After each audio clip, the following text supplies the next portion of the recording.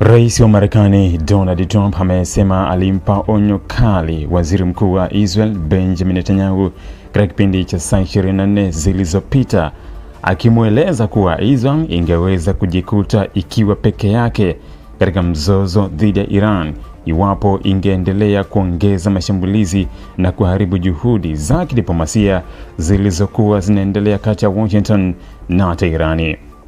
Kauli hiyo imeibua picha ya mvutano mkubwa wa kisiasa nyuma ya pazia kati ya Marekani na mshirika wake mkuu wa Mashariki ya Kati, huku Trump akionekana kusisitiza kuwa wakati wa kuzuia vita vikubwa vya kikanda bado haujaisha. Kwa mujibu wa maelezo ya Trump katika mazungumzo ya simu na mwandishi wa habari wa Channel 12 Baraka Ravid, rais wa Marekani alimwita Netanyahu siku uliopita na kumtaka kwa msisitizo kutojibu mashambulizi ya makombora ya ballistic yaliyokuwa yamerushwa na Iran kuelekea Israel. Trump alieleza kuwa alihofia kuwa hatua yoyote ya haraka ya kijeshi kutoka Israel ingeweza kugeuza hali kuwa vita vya moja kwa moja na vya muda mrefu kati ya pande hizo mbili, jambo ambalo lingeweka eneo lote la Mashariki ya Kati katika hatari kubwa ya machafuko.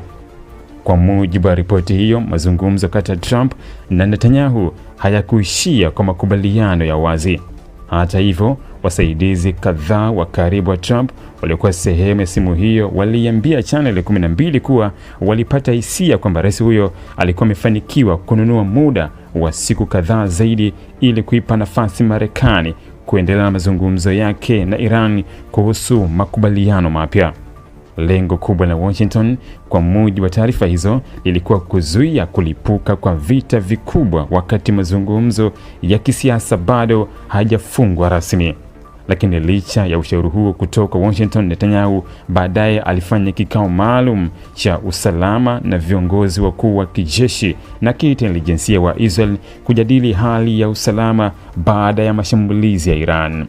Katika kikao hicho, taarifa zinaonyesha kuwa viongozi wa Israel walijadili hatari zinazoweza kuikumba nchi hiyo iwapo Iran ingeendelea na mashambulizi zaidi au iwapo vikundi vinavyoungwa mkono na Iran katika eneo hilo kama vile wanamgambo wa Lebanon vingehusika moja kwa moja katika mapigano hayo. Baada ya mashauriano hayo, Netanyahu alimjulisha waziri wa mambo ya nje wa Marekani Marco Rubio kwa serikali yake ilikuwa imeamua kuendelea na operesheni ya kijeshi dhidi ya Iran.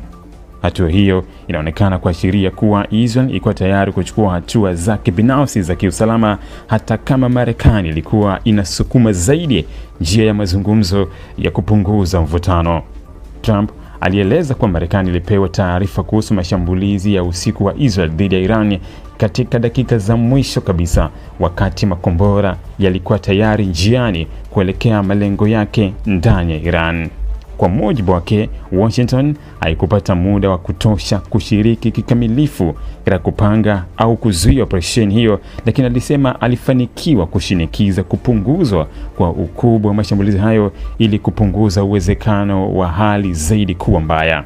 Katika mazungumzo hayo, Trump pia alifichua kuwa mataifa matano ya kikanda yaliyokuwa yakijaribu kusaidia juhudi za upatanishi kati ya Marekani na Irani yalimuomba kwa dharura aingilie kati kumshawishi Netanyahu asitishe mashambulizi hayo.